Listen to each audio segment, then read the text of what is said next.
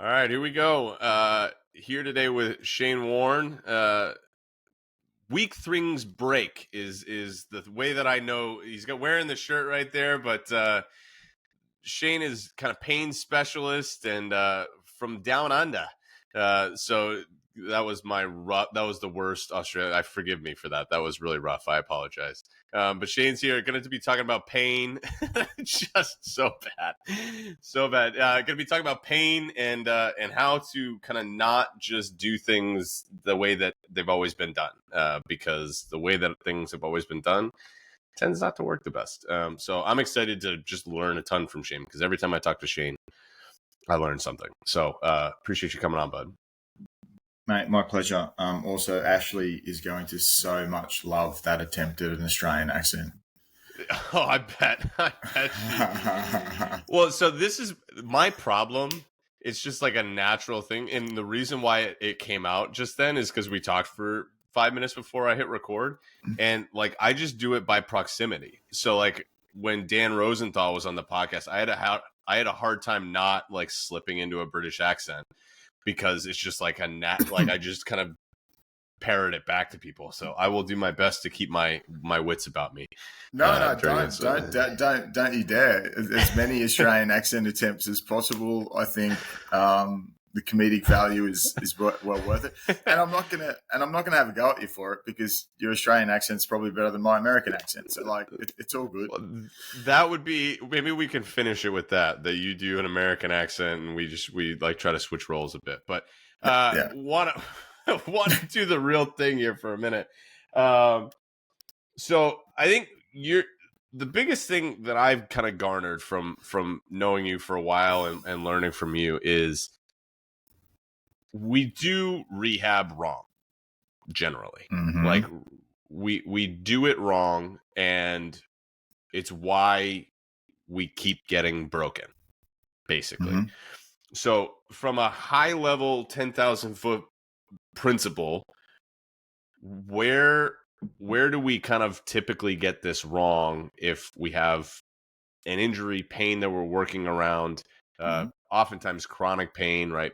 Major joints, back, hip, knees, elbows, shoulders, those types of things that you deal with. Where do we get this wrong? Okay, so there's probably two roads to go down with that question. One is it rehab from an injury, or is it we're in pain just because, it's crept up on us I'm 45, so, everyone I know has some sort of ache and pain. But everyone just assumes that this is what happens, when you get to a certain age. I would just go to the actual injury rehab thing quick, because that's sort of a quick one. Particularly if you're an athlete, you play a sport or something like that, the biggest problem is the term itself, rehab, which is the goal is to get back to where we were before we got injured. But by definition, that wasn't good enough because we got injured. So it's that's a good reframe. So first of all, that's dumb. Admittedly, I understand it from if we're talking about an actual sporting perspective, like someone's an actual professional sports person, so they've got the team, they want them back on the field, they've got a lot of money invested in this, that kind of thing. But even so, there's a whole other argument to be made there to say in the long run, your investment would be better off getting the person actually fit and healthy. But from a normal human being perspective, we get injured. It's the same thing. It's like, well, why did you get injured? Sometimes there's going to be some sort of impact thing. We slipped over, like whatever. But a lot of times it's something else. Like people are going to the gym all the time and they've got a sore elbow, they've got a sore shoulder, they've got a sore back or whatever. Or they tweak their hamstring. Like getting back to where they were isn't good enough, because where they were wasn't good enough, which is why they got injured in the first place. So that rehab thing for me is weird. And the other part of rehab that's generally weird is a lot of rehab doesn't target the tissue that was actually damaged, which for me is completely bonkers. Because, if someone hurts their hamstring, generally speaking, you get a little bit of a tear in a hamstring, you tear some connective tissue, you don't tear the muscle tissue. There's exceptions to the rule, but it's basically the rule.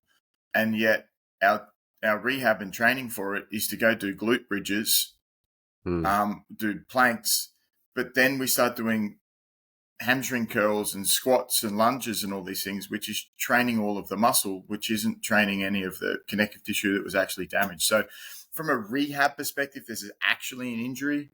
It's twofold. It's the what's the goal? It shouldn't be to get back to what wasn't good enough in the first place. And the second one is it's just not specific enough. And people don't actually train the tissue that's damaged, which is just as dumb, really.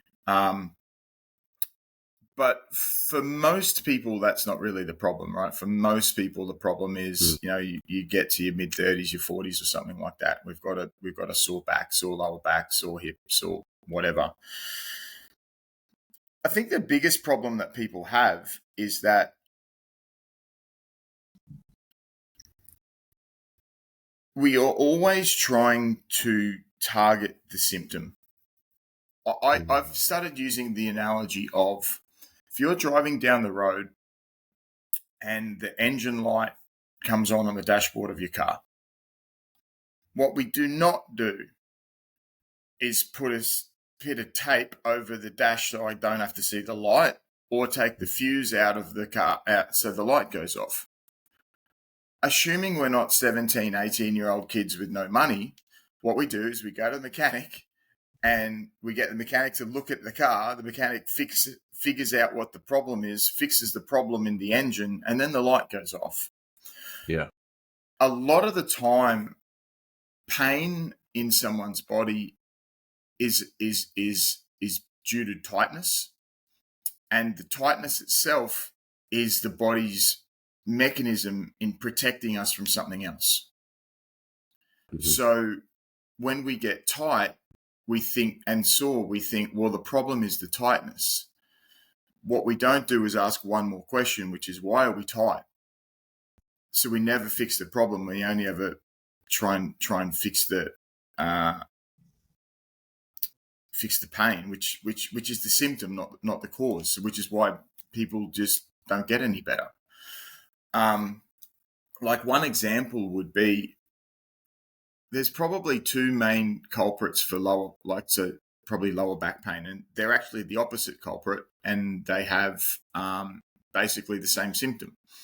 So one of them is if your hip doesn't move properly. So one of the things I'll do with people, when I first speak to someone, if they've got lower back pain, one of the things I'll do, and there's a few, is I will test how well does their hip rotate. So how well does the leg, the femur, rotate in the hip joint?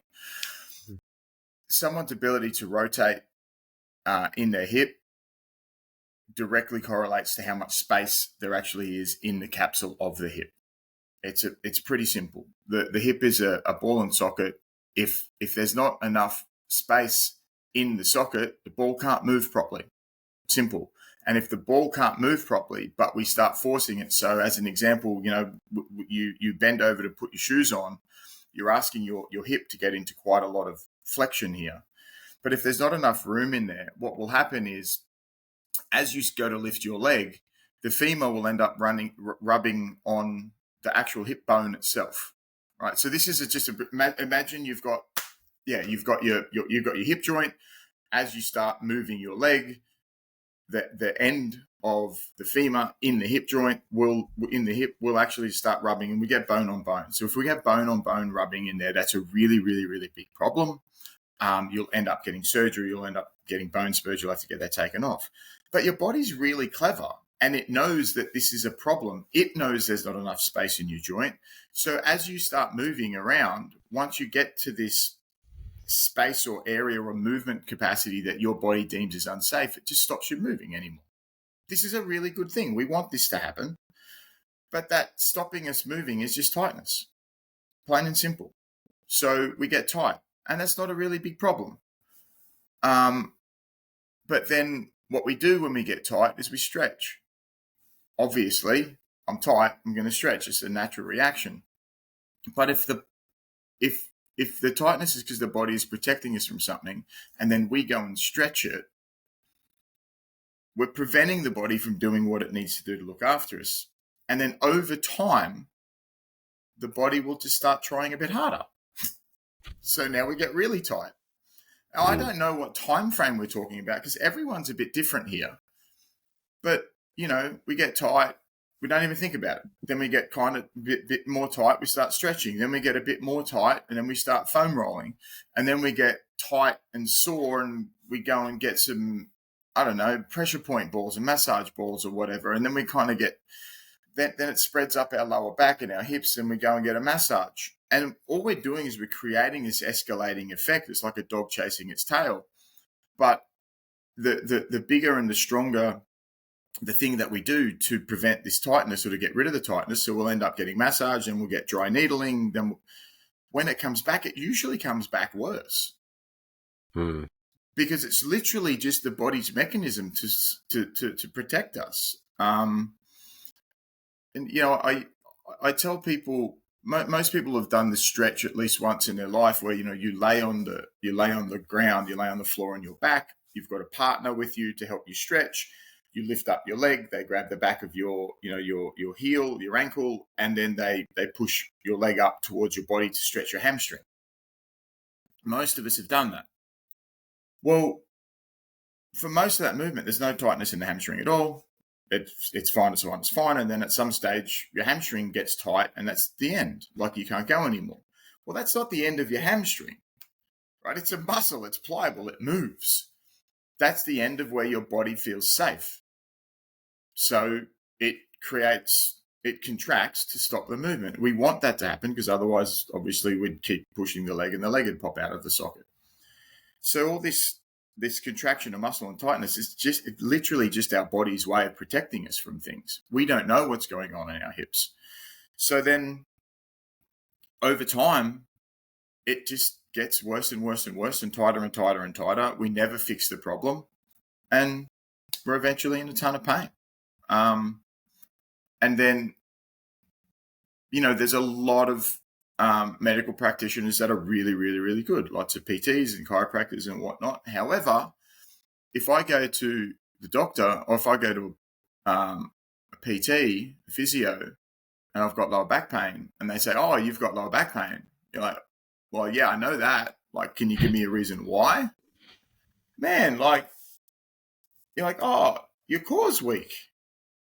Do you know how many people I know who are like semi-professional CrossFit athletes and special forces military guys that I've worked with that go to the PT, and the PT says you need a strong core? You're like, what do you mean? Yeah. If that was the answer, then all of these PTs would have back pain because most of them don't train. You're like, what are you talking about? So there's that. So the biggest problem is realistically just not looking at a functional level, at a joint level. How does my body move? Does it move enough so that the body doesn't have to protect it from other things? And then I have a bit of I was going to say a love-hate relationship. It's not. It's just a hate relationship with bird dogs and planks, as you may be aware. I am aware. Not that I think they're not great exercises. They are. But the reason I have a problem with them is that 95% of the time someone has some back pain or lower back pain, they go to the PT and they get given bird dogs. You're like, well, okay, why? Like, why am I getting a bird dog? Oh, you need to learn how to turn your core on. You're like, or glute bridges. Why? Because you've got sleepy glute. Your glutes don't fire. I'm like, do you know what happens when your glute doesn't work? You fall over. Like, you can't bend stand in half. up. Yeah, like if your core isn't turned on, you literally just collapse into yourself. You're just a mess on the floor. Yeah, your spine just bends in half. And that's the prognosis from the professionals, that the people that, you do the right thing. You go to the people that are supposed to know.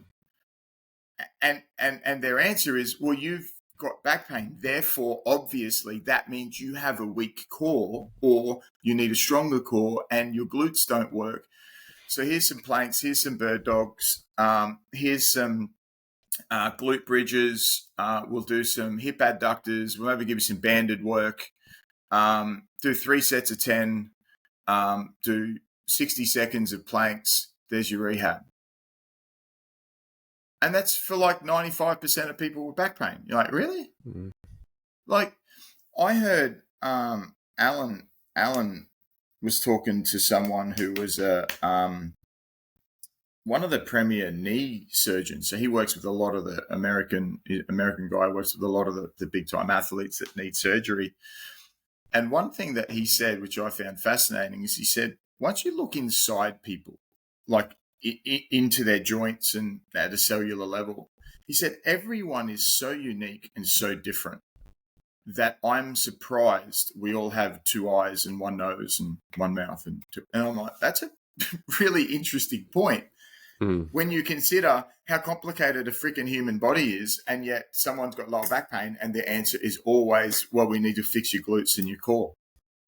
Yeah. You know, maybe let's have a look at the reason for the back pain. Like, back pain isn't enough of a prognosis. And the one of the main reasons I hate the bird dog is, once again, I don't hate the bird dog. I hate the fact that it's used all the time. Is I get it. We all know that tissue requires nutrients to repair. Simple. Most people don't think about that outside of, I need protein for my muscles, right? Yeah. But effectively, that just means tissue requires nutrients to repair.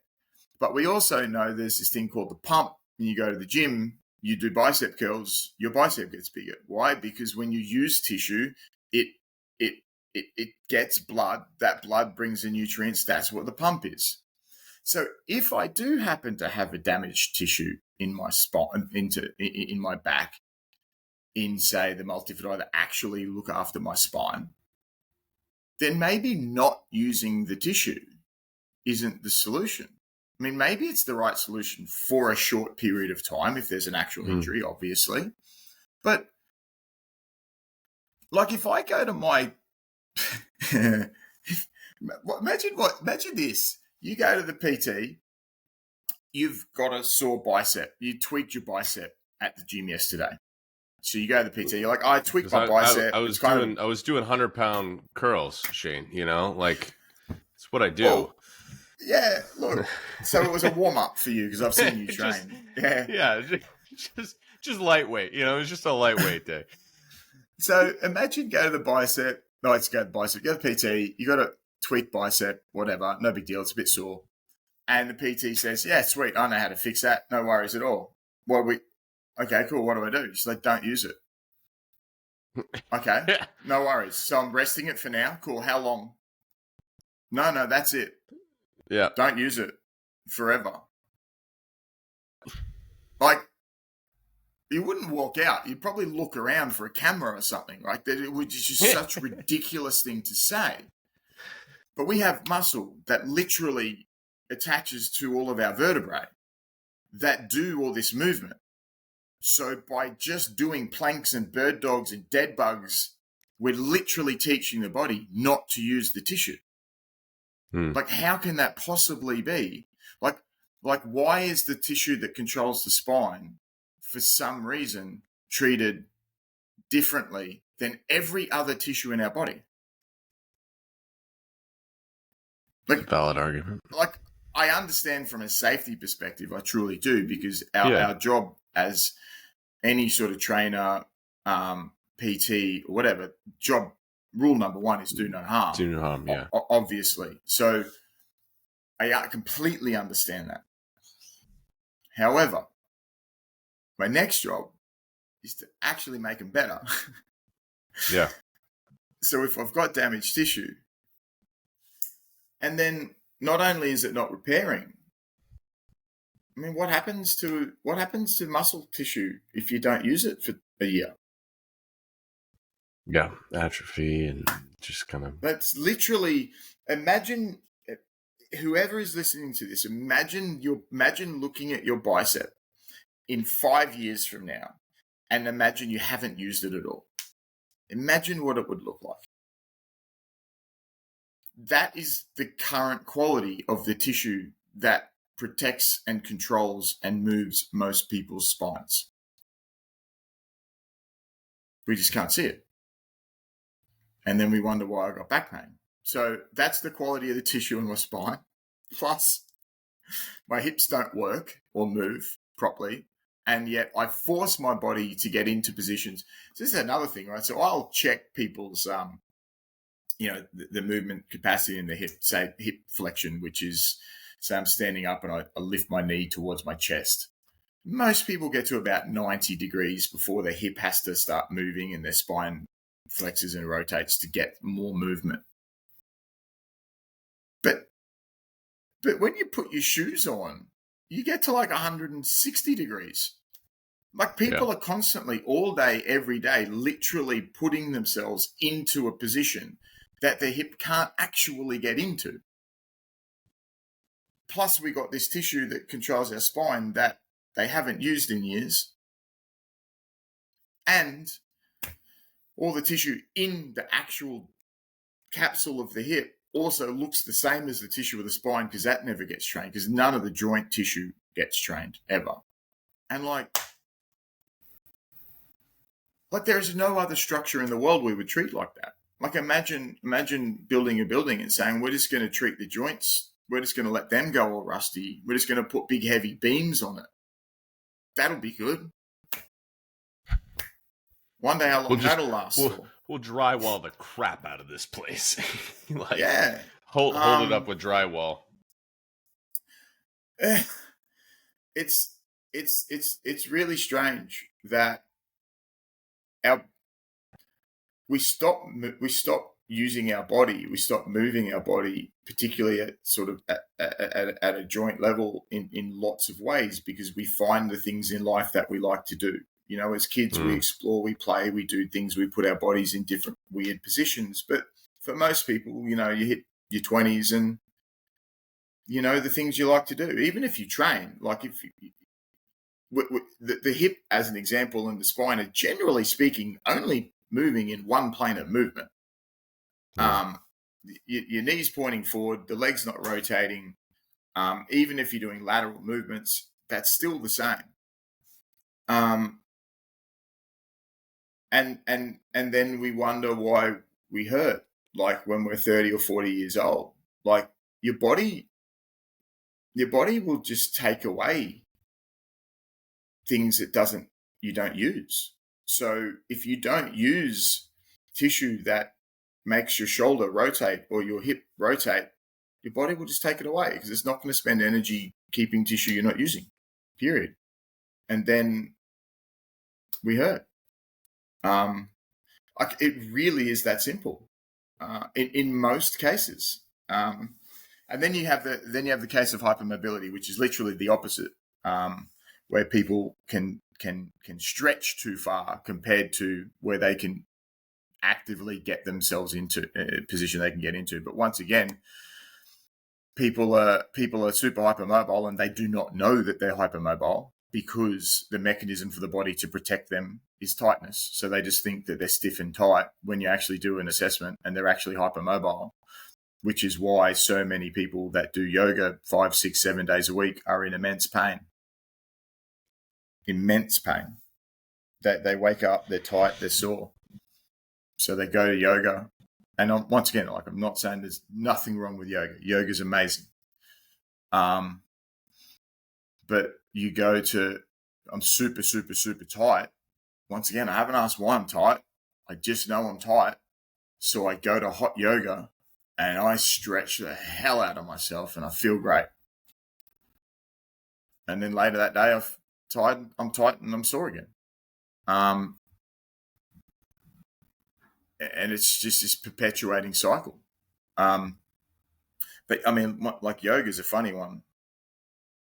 It's really, really, really good, but like, nothing is good for everybody. Nothing. Like, some people literally are allergic to air. Nuts kill people. Like, Hmm. it doesn't matter. Like, Hmm. so, yeah. Anyway, I don't know how much I rambled on that one, but That was maybe the best. It must have been the best question I ever could have asked, because I just let you rip there for 25 minutes. That was fantastic. So I want to follow up on a couple things here, because I think that's a good 10,000-foot view of what we're talking about here. So let's stick with the back pain thing as an example, mm-hmm. right? Why am I tight? It's because my back, or why do I have back pain? My back is trying to do things that it's not really prepared to do, and that maybe my hip ought to be able to do, sort of thing. It's getting into positions that it's not comfortable in. And the reason why, so then I'm tight, my body's tightening to protect me because of the mobility in my hip joint. So then let's just say that we've figured this out, right? So we've talked to Shane and we understand, all right, I can't get my hip into the position that I need to get it into. So that means that my hip flexors are tightening up to protect me, or my back is tightening up, or whatever it is tightening up to protect me, and I feel back pain. Mm-hmm. Solution focused. How then do I help my hips not lock up where they do? You know what I mean? Like, how do I Yeah. increase the mobility in the correct joints, not necessarily, in that place, and then increase the strength of the connective tissue on those joints that we're like, hey, this really ought, because there's certain joints that ought to move and there's certain joints that ought not to move. So how do I know the ones that ought to move and the ones that ought not to move? And how do I strengthen accordingly? Okay, so couple of basic principles and basic rules. So I use predominantly, there's a bit of other stuff as well, but predominantly I use functional range conditioning as my protocol that I use with clients. And a couple, I mean, they've got quite a few rules, but one of them is workspace over everything. And then we'll get to the next one in a second, which is you can't move where you can't move, which is pretty obvious. But you also can't train what you can't use. So workspace over everything. Workspace just effectively means space in the joint. So effectively, the deepest part of the joint is just the joint capsule. If the capsule is too small and there's not enough space in the joint, then no matter which way you move, your body is going to have to protect you from that. So this is always the first thing that we need to train and need to work on. So once again, imagine you've got that ball and socket joint in your hip. If there's not enough room in the hip in the joint for the femur to actually move, it doesn't matter what else you do. It doesn't matter if you bend over and touch your toes and stretch your hamstrings and stretch your hip flexors and do all these other things. You're just trying to deal with the tightness, which is your body protecting you from a lack of space in the hip. So that's always step one.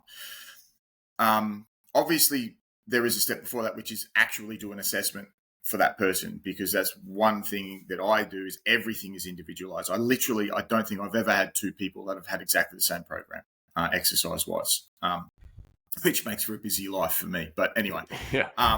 So step one is make sure that we've got ample space in the hip capsule itself. And the way that we measure space in the hip capsule is how well does the femur rotate in your hip. So we'll just internal, external rotation of your hip. Figure out which one you're lacking the most, or both, or whatever. And then we literally fix that. So the main exercise we'll use is an exercise called Pails and Rails, which is effectively an exercise designed to create more rotational capacity in the hip, because as we increase rotational capacity or rotational movement in the hip, we are increasing space in the hip capsule itself. So that's step one there. But then what will happen is we're now getting access to tissue that haven't been used in many cases years and years and years. So it's just super weak tissue, which is why when you do these exercises, you cramp a lot.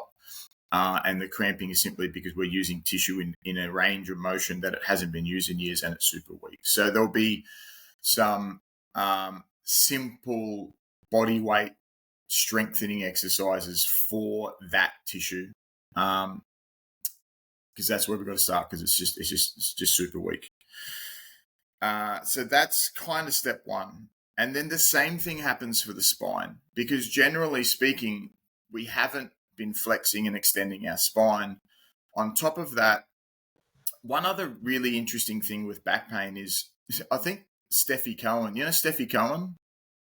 The name is familiar. I'd have to. So Steffi Cohen, 25 times world powerlifting champion. She's also Yeah. done a master's degree specifically in lower back pain, because when she was going through college, she hurt her back, and then all the people that she was learning how to be a physical therapist by couldn't help her with her back pain. So she's like, wait, what? So she went and did her thesis on that and master's degree, wrote a book and all this kind of stuff. According to her, 85% of back pain, there's nothing wrong. Like nothing at all. And it's just, we get a twinge in our back because our back protects us from a potential issue. And then we go and get a scan, and then we find out we've got a bulging disc. And then we go to the chiropractor, and the chiropractor's got a big skeleton up on the wall, and we're petrified, and he tells us we've got this bulging disc, blah, blah, blah, blah. But at the age of 40% of people that have zero pain have a bulging disc. Like, it's not really a reason for pain. It may be what's causing this person's pain, but just because you have it doesn't mean you're going to hurt, because half the people that don't hurt have one. But anyway, there's this interesting thing is all of the tissue in our body have little sort of mechanoreceptors, so little communication modules that are telling our nervous system and our brain what our body's doing, which is how, I close my eyes and move my arm around, I know what my arm's doing. It's just all the tissue is constantly sending a signal to the nervous system, so my nervous system knows what my body's doing. But like everything else in my body, if I don't use it, I lose it.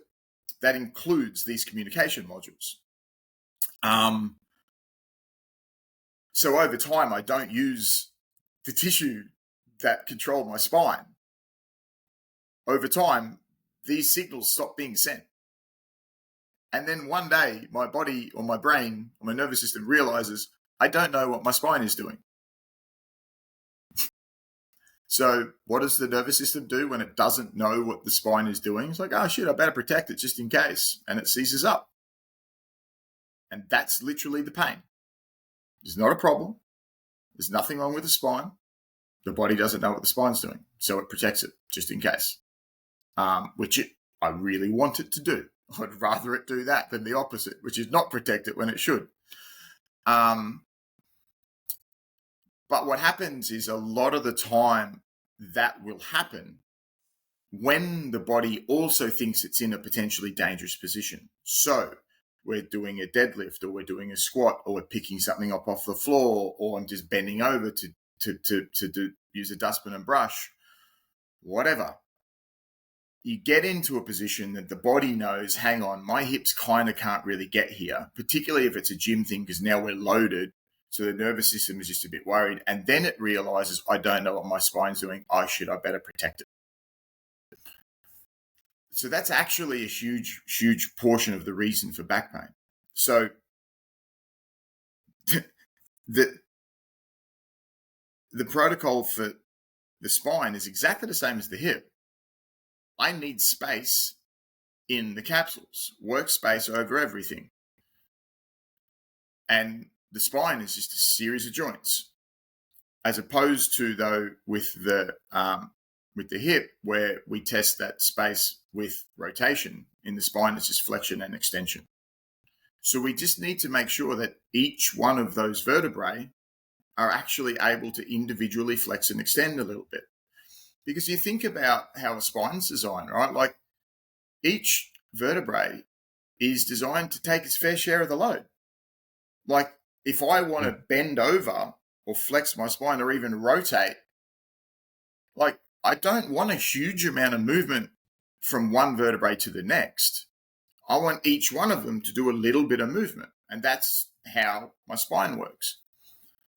But if I have, say, in my lumbar, say I've got 3 or 4 vertebrae that don't actually individually move, and they move as one piece, which is what's called chunking. Most people have some level of chunking, either a couple or 3 or 4. Well, now I'm limited in my movements, but another big problem now is the vertebrae at the top and bottom of this chunk of 2 or 3 or 4 vertebrae are now taking way more load than they were supposed to. Yeah. Which is why I go and get, people get surgery and get spinal fusion. Well, they're usually back for like literally the next vertebrae down the line. Likely because that one's now just taking more load than it's supposed to. So this one has to be obviously taken a lot, I shouldn't say slower than the hip, but obviously cautiously. And the objective with the spine is to get what we call segmental control. So just literally being able to move each individual vertebrae. And it doesn't mean move it a lot and load it with a lot of weight. It just means actually move them. Because if I can't move them, then the space between them is obviously going to be small. Like if I want that space where that disc is to actually have enough space, well, I can't not move them at all. Like that's not how joints work, period, on anything, on a hinge on my door. Like it doesn't matter. But once again, I want to start getting access to the tissue that actually controls those vertebrae and start using it. And then they can start getting some nutrients. They can start repairing. And then down the line, I can start working on actually strengthening the tissue. But that takes a while because getting access to tissue that you haven't used for years takes a while. Same thing back to like the bicep, right? If you've never used your bicep for 5 years, you can't just today decide to use your bicep. Your body won't know what you're asking it to do. You won't be able to use it. So it takes time. So in summary, it is test how the hip moves, usually at a rotational perspective, because usually it will be a space issue.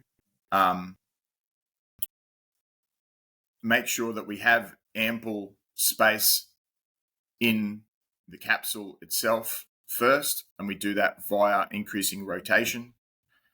And then test the spine to see how well that segments vertebrae to vertebrae, and then do exercises just to start getting individual control through that, so we can start getting some space back in those capsules, in those joints, and get access and use of the tissue that controls our spine.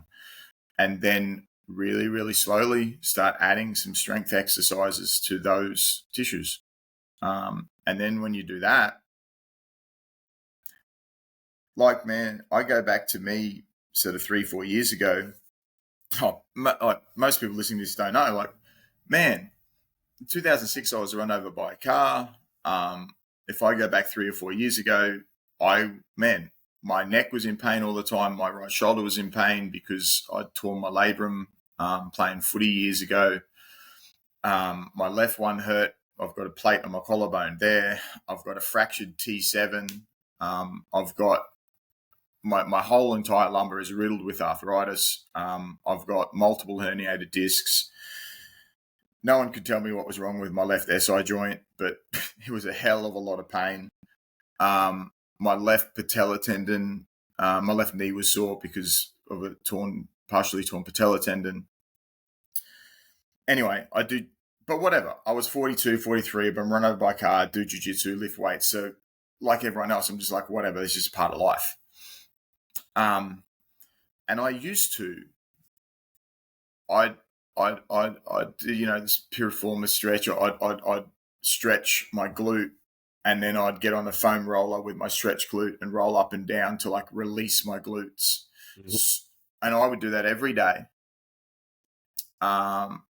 If I did jiu-jitsu, I'd do that probably 2-3 times a day because my lower back was just tight and sore.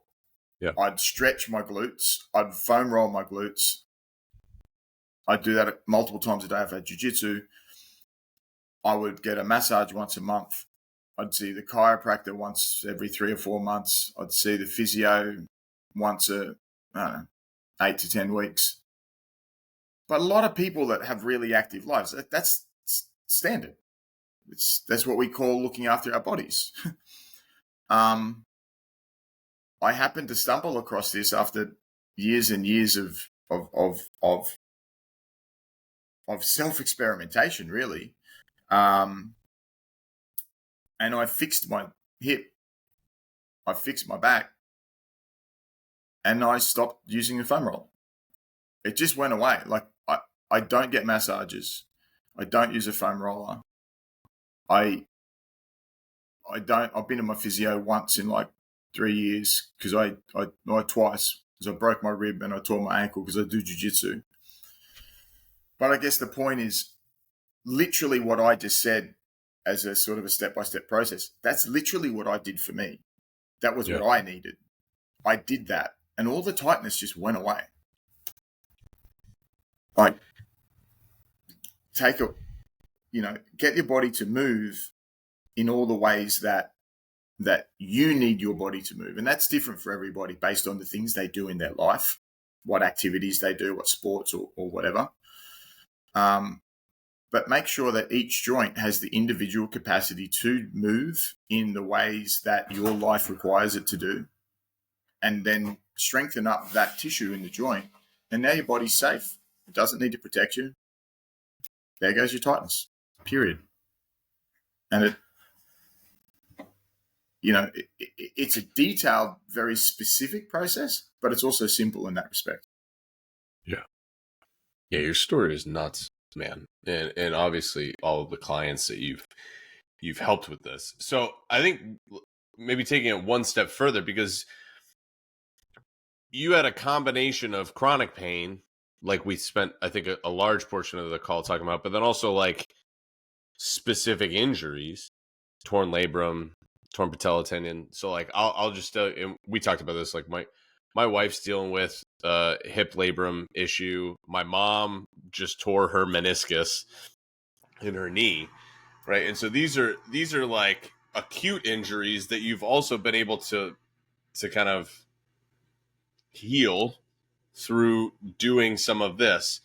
And so I think for the vast majority of people, we're dealing with kind of these chronic things where it's like, hey, all right, workspace first, right? We got to create space, and then we got to strengthen the tissue that we now have access to, right? That's the Jeff Dalzell dumb version of what you just said, Cliff Notes version for here in America. But now I have like, all right, it's not just chronic pain, but I have like something that went wrong, and we talked about this at the very beginning, which is like, okay, I don't want to just get back to where I was, because where I was susceptible to injury. And it wasn't like going back to your whole like weak things break, right? Like I don't want to be weak and be in a position, or even like I'll take me as an example. So there's like two ends of the spectrum, which is, all right, I'm injured and I need to rehab the injury, or I don't necessarily have chronic pain. Like if I was going to say something, it would be like, all right, every now and then my back is tight, but it's probably the same idea. It's just like, hey, it's just making sure that it's aware that it's there. But from a like logistics perspective there, it's like, okay, how do I handle that's the two ends of the spectrum, which is like, I'm not really in pain, but I want to prevent pain. And I have an injury that I need to rehab from, and I need to get to a place where I'm not going to get hurt again. Does that make sense? What I asked there? Well, there may be someone out there that's way smarter than me that's going to tell me I'm wrong here, but the meniscus is a tricky one, because for me, if I'm trying to rehab tissue, I want that tissue to generate its own force. So I have to use the tissue. But a meniscus isn't that. I can't use the meniscus. Yeah. So the meniscus is a little bit different, where I can't actually train the meniscus itself. Yeah. But step one with the knee would be, most people are going to be surprised when they hear this. Most people can't rotate their knee, which means rotate their shin in their knee. So once again, going back to workspace over everything, the knee is the same as the hip. You need space in the capsule of the knee. So imagine as you're bending your knee, imagine that there's actually not enough space in the capsule itself. So what happens is the big round bit at the end of the knee now doesn't have space as you continue to bend your knee. So those two ends of the bones just start rubbing on each other. Well, what's in between that? Meniscus. Fucking meniscus. Mm. So at step one is still in that respect with the knee. It's we need to make sure that there's enough space in the capsule of the knee. Otherwise, doesn't matter what you do, that meniscus is going to keep getting beat up every single time you bend your knee, which is like hundreds of times a day. Not like from a walking perspective, but when you sit down, when you go to the toilet, when you pick, like everything. So that's one thing. So make space in the joint in that respect, and then strengthen up the knee. But that's sort of the outlier here, I guess, because you go back to labrum, it's a different story. I can add more connective tissue. We can increase the connective tissue architecture, which is basically more connective tissue stuff. We can do that. We just need to train that specific tissue in a very specific way. People don't train connective tissue, which is why they don't have enough of it and why it's shit. Most people know that there's different muscle, fast twitch, slow twitch muscle fibers that require different inputs if I'm going to target those different fibers. So, if I want to do the fast twitch, I want to do some jumps or some really heavy work. If I want to do the slow twitch ones, I'll do higher reps. Well, we know that. But why is no one thinking, well, obviously it would make sense then if I'm talking about connective tissue and I want to train the connective tissue, it requires a different input. I mean, it's not even muscle. Two different muscle types require two different inputs. So you can train connective tissue in exactly the same way that you can train muscle tissue. So it needs to, the basic rules are, first of all, it needs to be creating its own force. The same way as if I want to build up my bicep, I can't use my other arm to grab my wrist and make my elbow bend, right? I need to actually use the bicep itself, right? Mm-hmm. So that's step one. But if I want to bias connective tissue, I want to train it at length, which is isometrically lengthened. I get into that isometrically lengthened position, and then I lengthen position and isometrically load it. To length, which is doing it eccentrically. And then you can start training for speed, which then builds up its capacity to bear load better. So we don't like tear a hammy again, that kind of thing. But once again, you can do that with labrum stuff, but depending on where it is. So you can actually get you can get like in a hip extension, sort of half kneeling hip extension sort of stretch. Play around with the position a little bit so you can feel the specific tissue that you want to train, get it on stretch. This one, you obviously want to do it super slowly, super cautiously, because if it's actually damaged tissue, obviously we don't want to go hard. We don't want to go to failure. We just want to go to a little bit of fatigue, and we want to put it under that stress for about a couple of minutes, period. And then you do the same thing rotationally, because same thing, we want to get to the deepest tissue in the capsule. This is rotational stuff. So get to a rotational stretch, hold it there, and then isometrically load it for a couple of minutes. You're probably only doing 20 or 30%. You could even just do like a 30 seconds on, 30 seconds off, and just do that for 4 reps, stay in the stretch.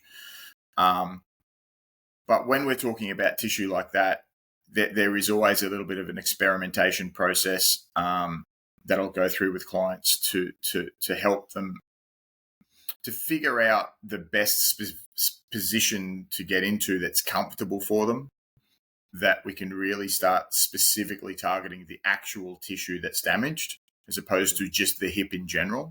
Because if we're just doing the hip in general, the body's just going to use the tissue that it feels comfortable using.